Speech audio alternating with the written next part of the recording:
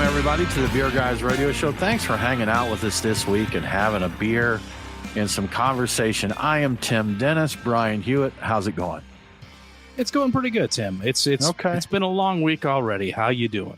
Yeah, good, man. Good. You had a big presentation at work, like a 3-rounder. How'd that go for you? I think it went well. We closed it out. It was a group effort, and I think we did a good job. I think we delivered pretty well on all of it.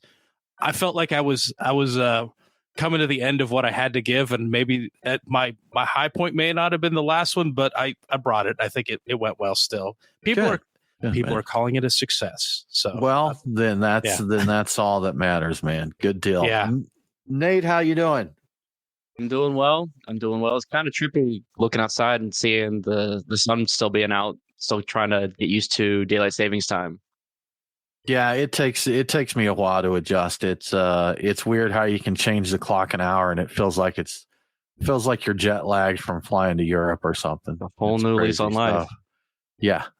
Fun times. Well, guys, let's dive into our beers of the week. Brian, what are you getting into this week?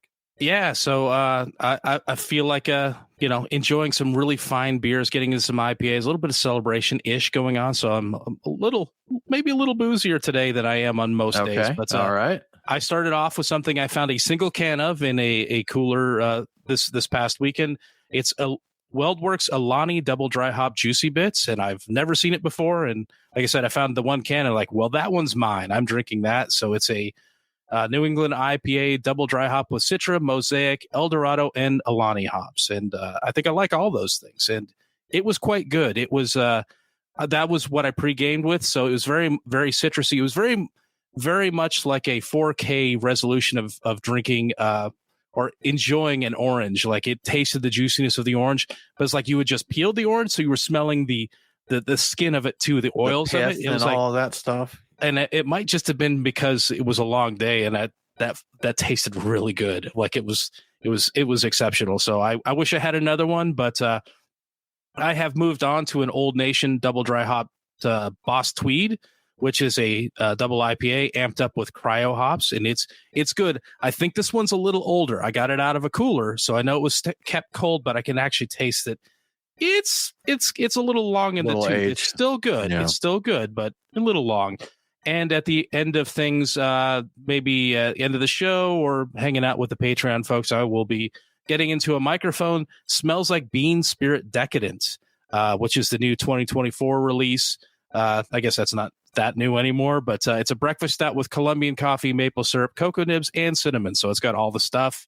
And it's only 8%. It sounds bigger than it is. So it's not too crazy. I'm not getting laid out tonight, but I'm having a good time, Tim. I was gonna say it did sound pretty heavy duty there. Your lineup for a show taping. That's a lot of booze that you're. Yeah, but I feel like I've earned it. Okay, well that's good. Well, I've just got me a good old Pilsner this week. I am sipping on the Creature Comforts Firestone Walker collaboration Peebo Pilsner, and very creative with the name there, as Creature Comforts does one called Bebo, and Firestone Walker has Peebo Pills. So you see how that works out. It's magic there, but enjoying that. Came in a long beer can, Brian, which I know you appreciate. Oh, nice. And a couple of really great breweries, man. So as expected, this is a really good Pilsner. Yeah. Nate, what are you sipping on? So for my pregame, a little in-house crowd favorite, the Spaghettis. It's, you take a Miller High Life, you take a swig out of it, and you backfill it with lemon juice and Aperol. So that was my pregame. And then for the main event from Old Nation, I've got their B43, which is their Brute IPA. And Brian and I were talking in the green room a little bit about our Brute IPA days experiences. And so just nice to have a little nostalgia in my glass tonight. I believe the overall sentiment is Brute IPA died so quickly due to people not brewing it properly and giving it a fair chance. Was that your guys' opinion on the subject? I 100% lay the failure of the brewed IPA at the feet of the people who brewed a hazy beer and called it a brewed IPA. Yeah. You guys screwed this up. It is read the directions, read the description, not right. So every single one I ever had, with maybe one or two exceptions, was completely wrong. And nobody was into it. So, if you're newer to craft beer, there's a good chance you totally missed the brewed IPA moment because it was very short-lived. And what, 7, 8, 5, 6, 7 years ago now when it was a thing? Yeah, 6 or 7. Yeah, 2018. Yeah, it was a real flash of the pan trend that came out of San Francisco. And I think people just never really fully understood the beer style. So if you're new to craft beer, again, you may have totally missed this, but the brewed IPA, it was supposed to, in essence, be reminiscent of like a sparkling white wine, a champagne, a super, super dry, bone dry finish is what the style guidelines say. Really high carbonation, should be almost effervescent in the way that it was carbonated. Very low hop bitterness. And I remember going to a brew pub here that is now since closed. But I ordered their brewed IPA, and this was the first time I'd seen one on a menu in Atlanta. And it was not a brewed IPA. And I don't recall what it was, but it was not a brewed IPA. And I said something to them. I was like, hey, I ordered the brewed IPA. They're like, this is the brewed IPA. And I remember that it was hazy. I don't think it was a hazy IPA. So I don't know. I don't recall exactly what they gave me, but it most definitely was not a brewed IPA. And I remember there was a brewery out of Chattanooga that did one that was pretty good. Brian, do you remember what the brewery name was? I bet you remember the beer I'm talking about. Yeah, I think so. I think did we have it like Argosy or something like that? Because I have this recollection of, it wasn't Yazoo, was it? No, it was one, and I think they've closed since as well. They were really popular for a while, and I'm just totally forgetting the name. But we had other breweries that Fly South, maybe? No, that's not. No, you're just throwing out names. You're not even. I just knew they were closed. There, so. Okay, yeah, yeah. So, but yeah, everyone that came around, I don't remember having a very good representation by any of our local brewers that did them. And I think Nate, you said Dry County did one that was pretty decent. And again, another brewery that's closed. But yeah, we just didn't get much here. And I don't know if other places did, other than kind of the home of the brewed IPA, but people were a little opposed, or it was, I guess, it was a controversial style. Yeah. And people didn't much care for just the thought of it before ever trying them, but it never had a chance, guys. The brewed IPA never had a chance. It probably didn't help that all the elite beer nerds immediately turned up their nose at it. I'm like, it seemed it became a laughing stock before anybody had ever even had it. I think had they not already been making fun of it, and I don't know what that stems from. I think conceptually a very cool idea still, and it makes me want to homebrew because I feel like I could find a way to make it right, and I think once I did, I would appreciate it. So, okay, that's that. There's certain things that I don't know if they should be called the diehard fans, because I think a true diehard fan would be open to things. For whatever you say, that once they hear something about something, they hate it already. And again, Brian, bringing our cologne habit into the thing, there's been cologne releases. When you release a cologne that is inspired by another cologne, or not inspired by, but Versace Eros, let's use that as an example. And then they have one called Flame, and they have one called Energy. And those are called flankers. When you release another one within the same series, they call them flankers. And there's certain ones that as soon as they're released, people hate them. And before even trying them, they're reviewing them poorly on the various, the fragrance equivalents of Untapped or Beer Advocate or something like that. And then a year later, people are like, you know what? This is actually pretty good. So, and I think beer gets some of that as well, that people hate before they have a chance to appreciate, Brian. Yeah. And I think some of it stems from like the IPA went through a lot of like the new flavor of IPA, because around that time we had the smoothie IPA, the stuff like the push pop IPA, where it was like, this is basically no longer beer. There's alcohol in it and it tastes great, but man, it's really not beer anymore. It's not an IPA either. Really, there's nothing insane that I know of that's trendy right now. Sure, there's still people drinking their milkshakes and their slushies and all of that, but I just don't think it has the same pull that it did, a few years back. The New England IPA seems to be, of all of craft, as far as I can tell, the one thing that has some staying power. The hazy, the other half, the Trillium, people are still drinking that. People still get excited when they see that.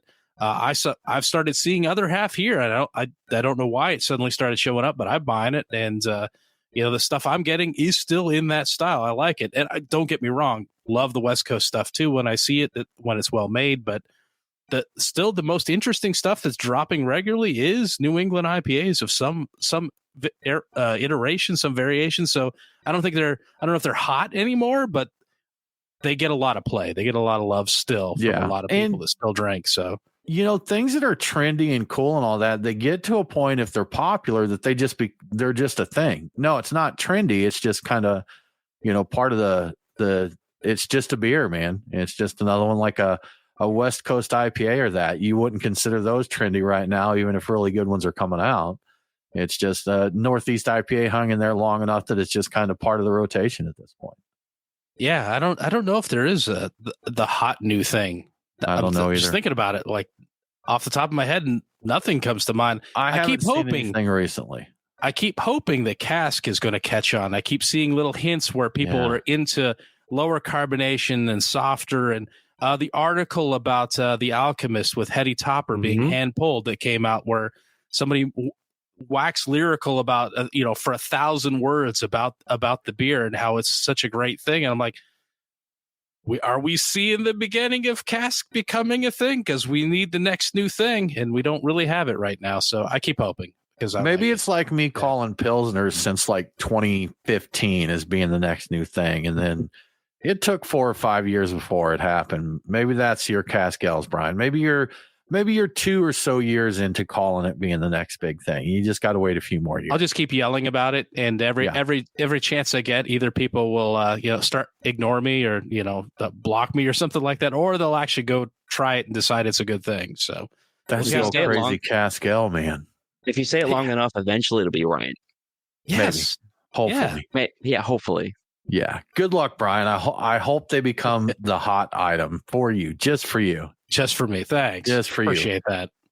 Well, moving right along, Brian, tariffs, man. We just cannot keep up with what the heck is going on with them. There's been crazy stuff thrown around, 25%, 50%, 200% retaliatory tariffs to that. So what is the latest that you know of? And this, in all honesty, we talked about tariffs on a show one time, and it changed from the time we recorded the show to the time we released the show. So it did. As of this taping, this is what we know. This is what I know. So shortly, like you said, shortly after we talked about tariffs a few weeks ago, that story changed. It went from 25% tariffs were pushed back into early April. They were going to put them on Canada and Mexico. At least on Canada, that got pushed back into early April. Honestly, I hadn't seen anything about how the situation is with Mexico, but to be honest, it's hard to keep all of it straight. I've been looking through several articles this week trying to figure it all out. And we do know that at this point, President Trump is threatening to double tariffs on aluminum and steel imports from Canada, and taking them from 25% to 50%. The move, if it actually happens, would be in retaliation to the 25% surcharge placed by Ontario on electricity sent to the U.S. Trump has also recently threatened a 200% retaliatory tariff on alcohol imports from the EU if they impose a duty on U.S. whiskey. And the EU reportedly is planning to impose a 50% tariff on U.S. whiskey sold in Europe. I think it hasn't been applied yet, but I think it's like in the process of being applied. These tariffs, of course, it could be in effect by the time the show drops, or they could have gone into effect and then been delayed like we've seen happening recently, or they might not happen at all. So everything we're telling you is as of just this moment. So, of course, should these tariffs go into effect, it will have a pretty significant impact on craft beer. According to Brewers Association, 75% of packaged beer goes into aluminum cans. And, of course, there's kegs and brew houses to consider, so that's all your steel. Not to mention that all of your favorite Belgian beers are about to become ridiculously expensive. So in related news, something I just saw the other day, reportedly the brewer of Delirium and a few other things. I don't know how to say the names, like Hugh Brewery. My Belgian pronunciation is awful, but anyway, they're sending a 6-month supply of beer to U.S. ahead of tariffs. Basically, every single bit of the stock they currently have in Belgium, they're sending to the U.S. before the tariffs go into effect. Those 200% tariffs. And if the 200% tariffs are still in place when the beer runs out, they don't plan to sell anymore or send anymore because they don't think anybody will buy them at that price. Not because if they thought people would buy them, they would still sell them. But no, 200%, no. People aren't going to do that. The assumption is that the tariff won't still be in place in 6 months, that all of this will have worked out by then. I really wish that this tariff war wasn't basically being fought by punishing beer and whiskey of every country involved. Obviously, other stuff is involved, but it seems to me, and maybe it's just my perspective on things, that very specifically going after the things that I enjoy the most. I'm like, why me? Come on. You know? Right. Yeah. It's going to hit a lot of stuff, of course, but it's unfortunate. This is just, this is just countries. Let's be honest here, Brian. And we try not to be political, but it's our country trying to swing their Johnson around out there. There's some Johnson swinging and show how tough they are. And I understand these other countries are retaliating. Man, I'm proud to be an American, but we got some stupid stuff going on here right now. So we'll just have to wait and see what happens. I know. That's all we can do. I know the current administration says that there's a purpose and it's going to benefit America in the long run. The economists say it's never worked in the past, so we'll see. I'm just sitting here and watching because, Brian, I'm too stupid to really know exactly how all this works. I'm not. So I just have to wait and see and pay more for everything until then. Yes, basically. I don't know if we've ever lived in an era like I don't pay attention to like this kind of stuff, but where tariffs were driving the majority of the cost of everything. It's usually been like, how much are we getting taxed? Now it's how much tariffs are being applied to the things we buy. And I think in theory to lighten the load on actual taxes directly on us, but there's still taxes directly on us. They're just in a different way. So I don't know how that's going to work. I have no clue either. I'm not an economist. I don't play one on TV or on podcasts. I have no idea. And I mean, outside of the actual tariffs themselves, the way it's impacting relations with other countries is very detrimental. There's a lot of places that are just not buying American goods already. There's websites set up to, hey, if you like this American product, buy something else. And this is what you can buy that's made here in our country, So there's a lot of unfortunate repercussions to all of this for the American people. And it's all being told to us. And in the long run, it's going to strengthen America and the economy and jobs and wages and all of that. But I'm not sure how we get to that point, man, or the pain that we have to go through to get there. It's going to shake a lot of stuff up. And, well, we do talk about people drinking local. I think a lot more people will drink local, man. Yeah. Drink local. Enjoy those American beers, man. Yeah, it's like you might not have a choice. Yeah, it's all you can afford. Would you like this local craft beer for $7 or this Belgian that is now $30 for a 12-ounce glass? So that's like, hold on. What? Let me think. Where did that come from? Is that a Driefonteinen? It's like, no, those are $830 for a 12-ounce glass. Oh, no, this is our cheapie. This is our cheap Belgian beer. This is just their lager. Like, that's geez. Well, Brian, on the note of people doing things kind of in response to some of what's going on, Moosehead made a presidential pack.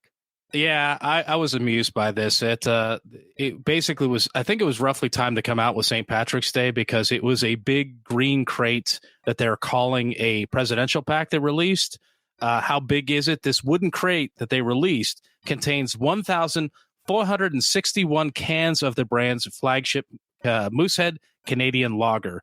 The number is significant because that's one can of beer for every day President Trump's going to be in office for his entire 4-year term. So one per day. The presidential pack was sold exclusively through the Moosehead website for a price of $3,490, or about $2.39 a beer. I said was sold because it sold out by the following Monday. So it was released on a Friday. It was gone by Monday. And that's with it only being available to a few Canadian provinces to order. And honestly, would have gone faster than that had the U.S. been able to buy it too. Moosehead was asked about the possible impact of tariffs on their business, and they said that 20% of their brand sales are to the U.S. So this is going to hurt them. On the bright side, they also expect the tariffs to encourage more Canadians to drink local beer, like we were saying. So they hope that the local increases will make up for any losses. And I say good luck to them. I don't know how that's going to work out. I don't know their demographics, but yeah, it's hopefully the local guys can make up for some of the losses, because there's probably going to be some. What if this ridiculously all works out for literally every country and benefit? Like people start buying local, supporting local, their economies boom because of this, and the climate gets better because things aren't being shipped and trained and all this. And I'm like, look, I want to be wrong about I will happily be very, very wrong. So let's see. We'll be surprised by that, but let's see what goes down, man. In the whole concept of a multiverse scenario, which is very popular in movies these days, done to death. In fact, there is a reality where that in fact does happen, where everything works out because of tariffs and everybody's happy and like, no, we don't buy anything from you, but everybody's so happy it doesn't matter, It's a man in the high castle situation, only positive kind of stuff, right? You familiar with that, Brian? The man in the high castle. That's the one. Isn't that the one where the Nazis? Where the Nazis won, and so it shows how the world would operate if China and Germany happy. Nazis, Nazis, The Nazis are in charge, but they're good this time. They're good. These are the good ones, like the good ones, really. The good Nazis. Are we the baddies? So. Well, Brian, let's bring some science into the discussion. This isn't bro science either. This is real legit science that has to do with beer. And it's a term that's been coined called Hanxiety. And apparently science says this is a real thing. Yeah. So if you've ever noticed feeling anxiety after a day of drinking, you're not alone. And that's called Hanxiety. And it turns out that it's not all in your head. Well, it is, but it has to do with neurotransmitters and science and things like that, at least in part. According to a doctor quoted in a VinePair article I read, so this is totally legit, it works like this. And for the record, I got to say, because we're talking about medical stuff, I really should say this more often. I'm only a doctor of intoxicology. I'm not qualified to make medical claims, so this is not advice. Fair. I can tell you how to get hammered. I can't tell you how to fix your body. Anyway. So alcohol increases GABA, which is a calming neurotransmitter, and that leads to relaxation. That's why you feel laid back when you're drinking. But GABA levels drop off after alcohol consumption, and glutamate, which is an excitatory neurotransmitter, takes over. Increased glutamate levels can lead to feelings of anxiety. And on top of that, alcohol causes an initial spike in blood sugar, because there's a fair amount of sugar in beer, followed by a rapid decline. Low blood sugar triggers the body's fight or flight response, which causes symptoms like sweating and shakiness and increased heart rate and anxiety. So you've got two things at play there working to increase your anxiety. And if you're the kind of person who is naturally anxious and ruminates over things, it's going to end up being a little worse for you. And this is not mentioned in the article, but I suspect if you drink coffee by the gallon like some people around here, not naming any names, but it's me. That may make things even worse. Yeah, it's totally me. The good thing is with Hanxiety, like a hangover, it's just temporary. You'll be back to normal in no time, probably. That's what they say. Again, I'm not a doctor, but it's not permanent. I've felt Hanxiety before, like general anxiousness after drinking, and enough to the point where I'm like, there's a connection between the two, and I didn't know there was a term for it. I don't know if you guys have ever noticed that kind of more anxious feeling. I know, Tim, you don't drink like that anymore these days. So I've had my overly fair share of hangovers before, and I don't recall specific anxiety. You just don't feel good all around, and I wouldn't doubt that's part of it. And there's been times, there's been times when I haven't necessarily been hungover, but I just felt wiped out. Maybe that was it, that I just had my GABA down. And Brian, to throw out there, GABA, which is GABA, is gamma aminobutyric acid. So that's what that is. And it does say it plays a crucial role in regulating brain activity and maintaining your balance. So, oh, wow. Okay. So that's what that does. And homebrewers will know butyric acid because that is an off flavor in beers. And I don't know exactly how all of these, molecules work and all that, like what makes it different being a gamma aminobutyric acid compared to regular butyric acid. But I'm very familiar with the last half of that. I was going to say, I think it probably, who knows? I imagine it doesn't smell as bad. There are tablets you can take for it that will calm you down, and I've taken them before. I didn't remember them smelling like bile or whatever the butyric acid does. Kind of a vomity smell. Yeah, right. Yeah, and it's mercaptan that has the dookie smell, right? That's the off flavor. I think so. Mercaptan. I think so. I remember that because I was like mercaptan, my captain, which is mercaptan, terrible. My captain. Yeah, a terrible way to remember it, but that's how I do. So, yes. Anyway, yes. I don't recommend that for the flavor, but and I don't recommend anything involving what you do with your health at all. So don't take. Yeah, Brian. No, we're gonna supplements. We'll share some stories with you, but just other than that, don't take any kind of advice from us as far. We're guys who drink and talk about beer. Do not get medical advice from us. Yeah. The thing is I've studied a lot. Study's not the right word. I've Googled a lot, like on nutrition and health and all that. So I actually do know a fairly decent amount and can answer some questions in a fairly well-informed way.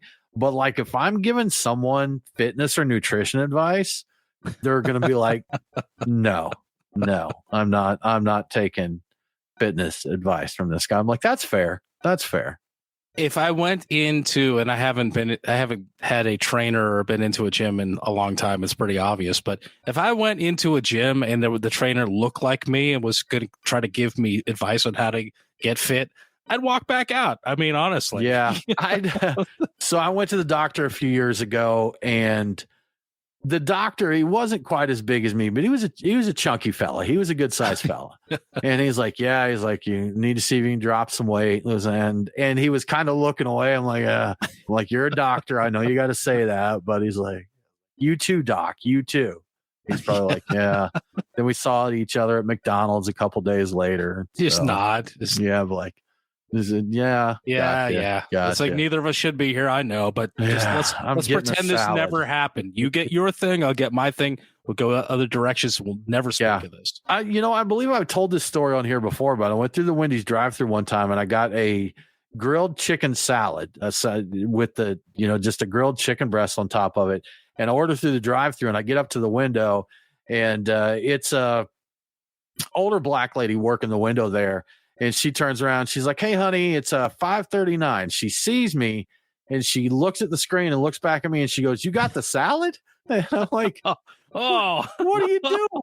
I'm like, "I'm trying here," and you're blown away. He's like, "This dude, he didn't order. He didn't order. You didn't order that. I did." Just slaps it out of your hand and gives you a Whopper. Oh, wait, that's the wrong thing. Look, and I know that you wanted the fried chicken sandwich, not the salad. I'm like, yeah, but I got the salad, so. Well, Brian, before we move on, let's give a shout out to our friends at Truck and Tap. Yeah. So spring is finally here, which means we probably have 5 minutes left of mostly perfect patio weather here in the Atlanta area. In between, tornadoes and intermittent ice storms, but we'll have some perfect patio weather. So join me on the patio at your local Truck and Tap for a beer or two. And if you would like a recommendation on the beer, I have one for each location. At Truck and Tap Woodstock, I'm going with Boulevard's 35th Anniversary Ale because you have to get a significant beer like that. It's a blend of barley wine and brown ale aged in bourbon barrels. So this one's not messing around. It weighs in at 12.5%, which it's big. It's big. It's not as big as it could be in Georgia, but it's big. You got to give that one respect. At the Duluth location, I'm getting Open for Business from Perennial Artisan Ales. It's an Italian Pilsner with a good amount of Hellertau Blanc hops, and I always have trouble with that one. But apparently this is also a collaboration with Good Word Brewing. At least that's the indication, so you know it's going to be good. And I love an Italian Pilsner. I love a German Pilsner. I love an Italian Pilsner. I just like Pilsners in general. So this is a no-brainer. At the Truck and Tap Alpharetta, my pick is Yazoo's Pacific Pale Ale. It's a pale ale featuring Australian Galaxy hops, and I also like Galaxy hops. So that's really my entire reason for picking that beer. I'm going to get it because people used to make a big deal about Galaxy, and I don't see that in beers nearly as often as I used to. So you don't see hype that for it, at least. It's just in there quietly. Yeah. For a second, you couldn't get enough Galaxy, right? Like everybody was sold out of Galaxy everywhere, and so I guess beers everybody would feature it in the name to make sure you knew that it was a Galaxy hop beer, and that not anymore, man. They're not shouting that one out as much anymore. Yeah, so that is a good reason to get Yazoo's Pacific Pale Ale. But finally, at the Lawrenceville location, I'm going with Aphelion Fluorescence IPA, and I'm never sure if I'm saying the name right, but that's from Six Bridges. I like that line, and the Aphelion line, I think it's a whole thing. They're calling that a Cali-style double IPA with Eldorado, Azacca, and Bravo hops. And I do love a good West Coast double IPA for a long time. I love that before there was even a New England IPA, so I'm always going to be happy to get one of those. And don't forget to grab a little something from the food truck of the day while you're hanging out at Truck and Tap. You never know what it might be. Lobster rolls, tacos, barbecue. If only there was some way to know ahead of time. Oh, wait, there is. It's called the Truck and Tap website, truckandtap.com. Check it out for all the details about those food trucks, beer, events, and everything else. And thank you to Truck and Tap for your support. Good stuff, man. Good stuff. Thank you, Truck and Tap. Well, Brian, after you spend a little time at Truck and Tap, and maybe you're going to do some vacation planning while you're there. You're going to sit down at Truck and Tap. You're going to have something to eat and drink, and you're going to plan your vacation. Well, now there is a new destination that you might include in your planning, and that is Corona Island. Corona Island, yes. I saw this and I had to include it. It's far too wild, but if you're looking for an ecotourism vacation on a tropical island with beer, of course, you're in luck. AB InBev's Corona Island is now open to the public. Apparently, it's been a thing for a number of years, like 4 or 5 of them, but it was invite only for the longest time. So now it's not. It's a real island, 12 miles off the coast of Colombia, and it's only accessible via boat. The island offers an all-inclusive overnight stay in their 10 beachfront bungalows nestled in the jungle, which are powered by solar energy. And, of course, the guests will be able to enjoy the full suite of Corona products. There is a suite of Corona products. Okay, I wasn't aware of this, but there is. And in addition to lounging around and drinking Corona, the resort also offers eco-friendly travel experiences that you can embark on from there. If you're interested in staying at Corona Island, you can book your bungalow at many of the common travel websites for around $600 a night. Not too expensive, right?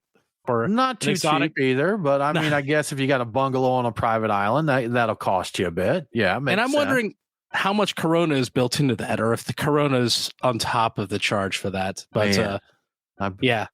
If you want to all inclusive here, let's talk. What does my $600 get me? Because actually, if you get a case of Corona for every night you're staying, I'm like, well, I mean, that's not $600 included in that. Oh, they could be. All right, I think they do. I think they do feature, if they can make it with local ingredients, they try to make local-ish ingredients. Obviously, there's not enough room on the island for there to be a lot of local ingredients, but I think they're bringing stuff in from Colombia and other places to make the food and the drink. So a lot of that is featured. But I guess that figures into the $600 per night. But you can also just hang out there if you want to. They sell day passes for $200. Again, I don't know what the $200 gets you. Maybe that gets you a bunch of Corona. Maybe that's just to cover whatever your excursions are or the maintenance fees for keeping up the island. So so that's an option for you. I saw something one time about, like, there's a company or probably more than one that, like, they specialize in selling people private islands. And I'm not saying that they're cheap, but depending on the location you want in that, they're cheaper than you may think, to buy. Really? Or, well, not all of them, some, I should say. And that's likely the smaller islands in non-prime tropical locations. But if you just decided, you know what, I don't want anybody to be able to drive up to my house. I don't want the Jehovah's Witness or, or folks knocking on my door. you could do that. Now, I think probably about, if I remember right, they had some 13, 14 grand or something. Maybe Really? that may not even be big enough to live on at that amount, but these are like, hey, this is in the middle of a sewage pond in Detroit, but it's only 13 grand, maybe not that bad. But I have a storage shed on it. So I do have a place and a single chair and a little table where I can put like an ashtray and my cooler. So, Brian, you and I both have battery backup generators that are solar powered. So yes, that's true. Yeah. So we're good. We're set on the island, man. We can go out there. I don't know if we'd be able to power a TV. We may need to buy a bigger one than what we've got to make that happen. But probably yes, or a few more or something. Do they make a solar powered TV? We need to. We need to work on this. This needs to be a thing because if the power goes out, how are you going to keep up with your shows? Yes, exactly. We'll work it out. We've got details to work out, but the plan is laid in motion there. So Brian and I are going to go together and buy a cheap tiny island. So we'll keep you posted. We'll keep you Pure posted. Guys Island. Yes. Yeah. Man, start a little resort. And our price will be it'll be like $32 a day, all inclusive. And that's right. But all inclusive is like, we'll just have some bags of rolled gold pretzels and like a cooler of beer, but we're happy to share that with you. We'll probably have at least a folding chair for you because you'll need someplace to like sit and possibly lay out a bit, Right. So we'll do that. Right. Yeah. And it'll be very exclusive, man. Like only 2 people at a time because we won't have enough beer for any more than that. You'll be there with us the entire time, like next to us. So that sounded like a threat almost, Brian.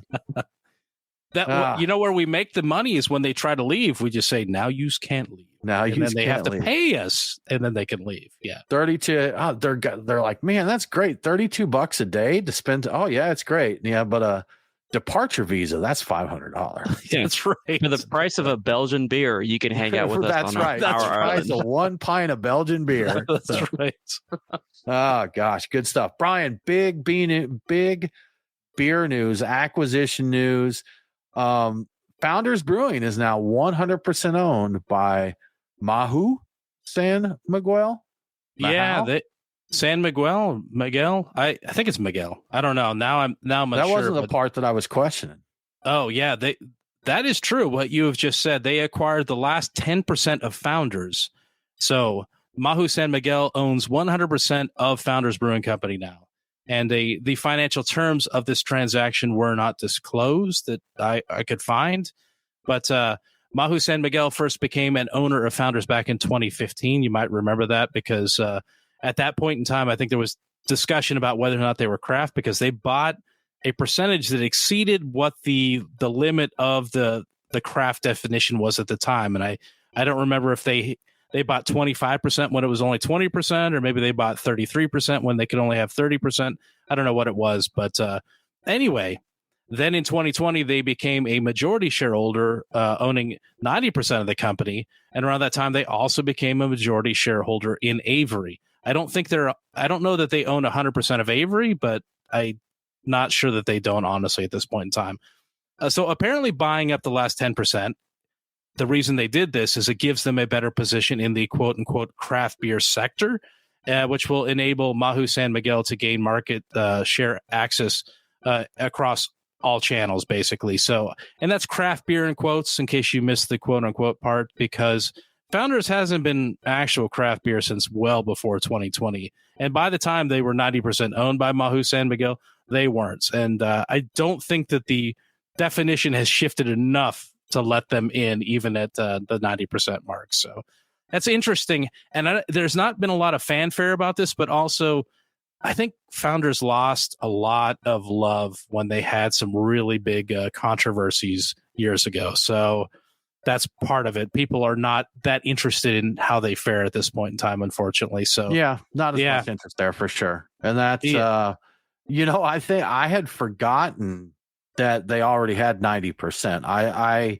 assumed when I saw that they purchased the remaining stake that it would have been larger than just 10%, because that seems, they're like that. Let's just get, it's only 10%. Let's just go ahead and get the rest of this thing. Yeah. And, honestly, when I saw the same thing, thought the same thing when I saw this. I'm like, they already had 90%. Maybe this was, this happened in 2020 that they did this. So we had other things happening in 2020 that were slightly distracting. So we may have completely missed that this happened, Yeah, I think I remember them saying that they took a majority stake, but I don't recall if I ever saw that it was 90%. And let's be honest, Yeah. 51% would be majority, technically speaking, right? Correct. Yeah. Yeah. And like Tyler's comment here, their beers are still good. I still enjoy, several that they do there. But I don't seek them out like I used to either. And we even see at one time when Canadian Breakfast Stout released, literally, Brian, mentioned this before. We have a bar here in Atlanta that would tap a keg of Canadian Breakfast Stout on Christmas Day, open at like 5:00, and it would be packed on Christmas Day with beer nerds that wanted to get that. And we had a friend join us for Christmas dinner one time that was a beer drinker, but not so much a beer nerd. And when we said, "Hey, when we're done with dinner here, we're going to go to the bar for that," and when we got ready to go, he's like, "Oh, you guys are serious?" We're like, "Oh yeah." Oh yeah, absolutely. And now we're to a point where you'll see Canadian Breakfast Stout sitting on the shelf when it comes around. Even taking it down a notch from that, like their breakfast stout, or that they came around. There was a time when we couldn't get our hands on that, and that one is on the shelf pretty regularly anymore. Yeah, the good old KBS, when you had to chase a truck to get it, that inspired us to get into homebrewing, which sure did. Kind of led to this show. So that particular beer, it's kind of a shame, but that's how things go. At the time, there was nothing else like it. Now everybody can make something like it because craft beer has expanded that much. And it's interesting to see all this. And I had no idea that 90% was where they were at, but the comment that they had taken a controlling interest in it, I do recall that. So I think that they kept that quiet because that's bad press. So saying majority stake and not saying how big the majority is made people think, you know what, they're still crafty-ish, for the people who still cared at that point. And I don't know by 2020 if people really still did. And at this point, I'm honestly not convinced anybody really. I don't see people debating the term anymore, really. Like for the most part, people just drink whatever beer that they're into. And a lot of the macro brews are very popular these days with people who had formerly, basically turned up their nose at them in the past, and now they appreciate them, the good ones, the ones that are well made for what they are, and they are well made lagers typically. So, Yeah, I just don't think people, it's definitely not as vocal as it was in the past, and there's people that definitely still, want to drink their craft and go for craft, and they avoid big beer. I do to a certain extent, Brian. I was never hard line stance on that. At times there were certain breweries, and really for me, it came down to the brewery, what the brewery was. And we had a few breweries here locally that either a portion or the total brewery sold to big beer and still supported them. We knew people that worked there. We knew the people that founded the companies. We knew the people that worked there and that. So, that was kind of, that was something that I just took it case by case. I didn't hardline stance on it. There was a period of time where I had real issues with buying anything from Goose Island, but I really don't anymore. I just don't, except for the occasional Bourbon County brand stout. For the most part, I've loosened up on that stuff because it's fine. It's like, no longer. Yeah. Well, the thing is at one point in time, it was Big Beer was trying to buy out and destroy craft beer for their own profit. And now they're trying to divest a lot of that stuff. So right now, just buying beer is, if you will drink a beer, that's a good thing for beer in general. Buy beer, man. Just buy beer. Buy and enjoy some beer. That's where we're at. Drink local. Yeah. Drinking local is great. Just drink beer. Man, let's just drink beer. Drink beer right now. Makes sense. That's a solid philosophy you got there. Indeed. Yeah. Indeed. Good stuff. Well, Brian, St. Patrick's Day was last weekend. We got out and celebrated a little bit before a horrible storm came through the Atlanta area, but we got to hit a pub that was very greened up, and they had Rubens and and they had the corned beef and cabbage and all that, and they had pints of Guinness. Most importantly, I got an old black and tan, and you got a variation of that, right? The blacksmith, yes, I got. That's the Smithix and Guinness. It took me a second. Kind of a red ale. When you look at it, even when I took the picture, because the lighting was low, you don't really see the differentiation. But in good lighting, you could see it's red, black on top of red, and it's a really, really well done blending of beers. I think it's my favorite of the half and halves. The half and halves, good stuff. Yes. Well, speaking of Guinness, Brian, Singapore set a Guinness World Record recently. Yes. Speaking of Guinness, so in case you didn't know, there is an official Guinness World Record for the highest microbrewery in a building, which seems very specific. And this month, Singapore's Level 33 brewery claimed that title, and level is spelled interestingly with a uppercase V and L and the number 33 at the end of it. So anyway, you can Google it. The brewery is 489.89 feet off the ground because they have to measure these things precisely, or it's 33 floors above Singapore's central business district. And they have a deck with a pretty impressive view that I gathered from the pictures that they have with the article. It has taken them nearly 15 years to claim this record. The brewery opened back in 2010. But the important question is how is the beer? After seeing this article, I'm like, well, this is really interesting. How's the beer? I've never been. I've been to Singapore, but when I visited, they weren't there. So according to Untappd, the brewery has a rating of 3.27 based on 9,945 votes. So that's not a lot of people that have visited, but it's also not an amazing rating. Their most popular beer is their 33.15 IPA. I'm not sure if I'm saying that right, but it's an English-style IPA, which you don't see English-style IPAs around very often anymore either. And it has a similar rating of 3.25, which seems kind of low for an IPA based upon my experience. So I'm just kind of hazarding a guess here, but I think there's a chance that the view is a bigger pull than the beer. But I think congratulations to those guys nonetheless, because I saw pictures. They had to lift the brew house up the side of the building with a crane to get it in there. So 33 floors up and they're brewing beer there. That's pretty cool. I would go purely to go there and check out a place that's that high off the ground brewing beer. It's a Guinness World Record holder. And the patio looks nice. So that's All my right. thoughts on it.